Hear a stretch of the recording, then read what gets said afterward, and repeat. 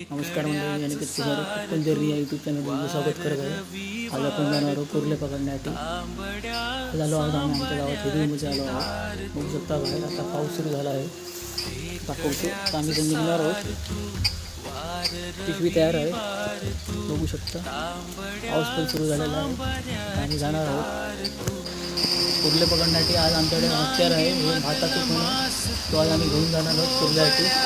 चला ते आपण भाकरीच्या संग